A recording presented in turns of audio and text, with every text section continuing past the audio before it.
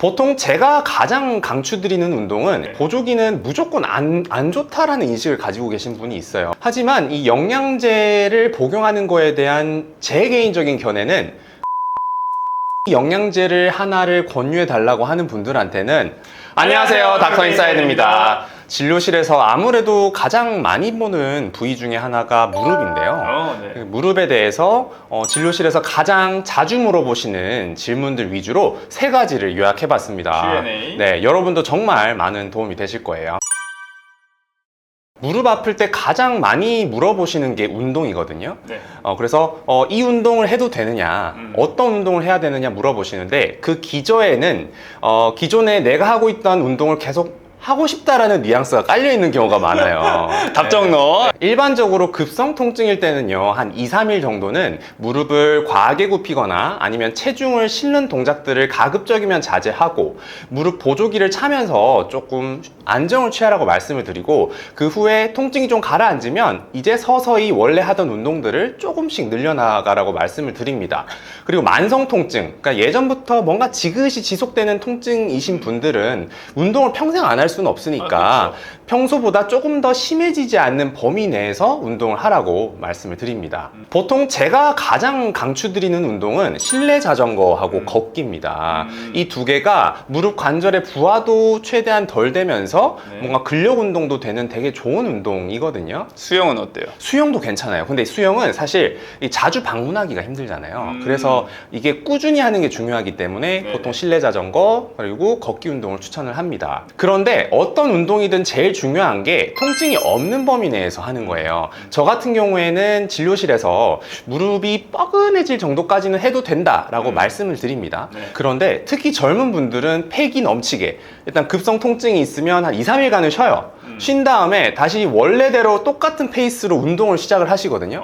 그러면서 계속 통증이 반복되면서 만성 통증으로 이어지는 경우가 많기 때문에 급할수록 돌아가라고 하잖아요. 그래서 서서히 운동을 늘려나가시는 게 진짜 중요합니다. 그리고 여기서 한 가지 더, 보조기 관련해 가지고 보조기는 무조건 안 좋다라는 인식을 가지고 계신 분이 있어요. 오래 차면 안 좋다. 안 좋다. 그게 뭐 일부는 맞는 말입니다. 근데 어떤 분들은 무조건 3일만 차야 돼, 막 이렇게 얘기하시는 분들이 있는데, 그렇게 딱 정해진 시기가 있는 게 아닙니다. 이게 사람마다 다 다르거든요.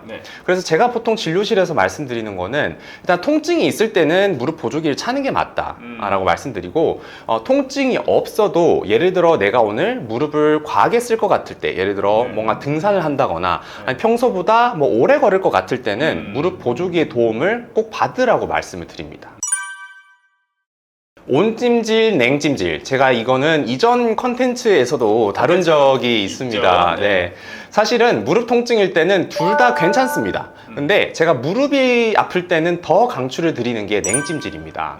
온찜질이든 냉찜질이든 둘 다 염증을 가라앉혀주는 효과는 있어요. 그런데 온찜질 같은 경우에는 급성 통증일 때 사용을 하면 오히려 붓기가 늘어나고 부종이 늘어날 수가 있거든요. 그런데 어떤 통증은 이게 급성 통증인지 만성 통증인지를 모를 때가 있단 말이에요. 그래서 모를 때는 일단 냉찜질을 하는 것을 정말 강추드립니다. 모르겠으면 냉찜질. 모르겠으면 냉찜질. 그래서 저는 보통 무릎 통증 환자분들한테 아침에 일어나서는 무릎 관절이랑 허벅지 쪽으로 온찜질을 해서 관절을 좀 풀어주고 근육의 긴장을 풀어주라고 말씀을 드리고요. 하루 일과가 끝나고 나서 저녁에는 주로 냉찜질을 해서 그 붓기나 이런 것들을 빼주라고 말씀을 드립니다. 그리고 추가적으로 저는 바르는 소형 빈토제를 정말 강추를 드리거든요. 이거는 정말 수시로 발라도 상관이 없어요. 특히 이게 전신적으로 부작용도 거의 없다 보니까 수시로 발라서 이렇게 마사지를 해주면서 통증을 좀 완화시켜주는 게 중요하겠습니다. 저도 관절 영양제에는 정말 관심이 많아서 논문도 이것저것 많이 찾아봤거든요. 컨텐츠 한번 찍은 적 있잖아요. 찍은 적도 있습니다. 사실 그런데 아직까지는 관절 영양제 중에서는 딱 이거다라고 할 수 있는 그런 영양제는 없습니다. 사실 그것도 그럴 것이, 이게 영양제라는 게 건강기능식품이잖아요. 약이 아니죠. 약이 아닙니다. 만약에 이게 정말 입증이 됐다라고 한다면 병원에서도 적극적으로 권유를 했겠죠. 그런데 병원을 가보시면 영양제 영양제 이거 무조건 드셔야 됩니다 라고 하는 경우는 거의 볼 수가 없었을 겁니다. 그래도 간략하게 알아보면 우리나라에서 판매 순위를 기준으로 총 5가지를 가져와 봤는데요. 일단은 글루코사민하고 콘드로이틴인데 이게 아무래도 고전 강자입니다. 좀 오래됐어요. 이게 오래된 건데 광고도 많이 맞아요. 이거는 관절 성분에 해당하는 거거든요. 그래서 이 관절 성분을 많이 먹으면 관절염에 더 좋을 것이다 라는 그런 논리입니다. 거기까지 전달이 잘 될 것이다. 네, 전달될 것이다. 근데 그 하나는 아셔야 될 게 우리 연골에는 혈관이 직접적으로 통하진 않기 때문에 맞아요. 이게 아직까지는 좀 논란입니다. 네.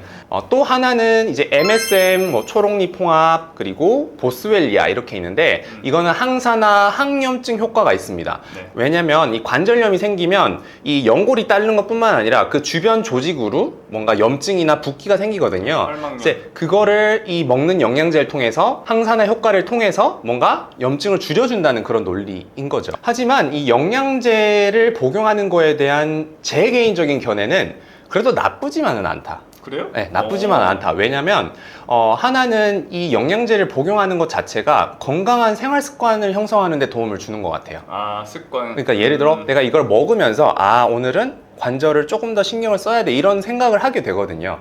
그 다음에 또 하나는 플라시보 효과가 어느 정도는 있는 것 같아요. 특히 진료실에서 그 노인 어르신 분들 보면 나 이거 먹고 진짜 많이 좋아졌어. 그러니까 실제 그 기능과 상관없이 그거에 대한 플라시보 효과도 어느 정도 있는 것 같고 그냥 시간이 지나서 나왔을 수도 그럴 있지만 수도 있어요. 근데 그렇지만 어느 정도의 어쨌든, 믿음 아시잖아요. 어떤 약이든 플라시보 효과가 있다는 거 있죠. 아시죠? 네, 그런 게 그럴 어느 수도 정도 있고 세 번째는 이게 건강기능식품이다 보니까 치료제처럼 그렇게 부작용이 심하진 않아요. 부작용은 적다. 부작용이 없진 않습니다. 근데 심하진 않기 때문에 이게 장기 복용을 했을 때의 무리가 상대적으로 덜 가는 그런 장점이 있는 거죠.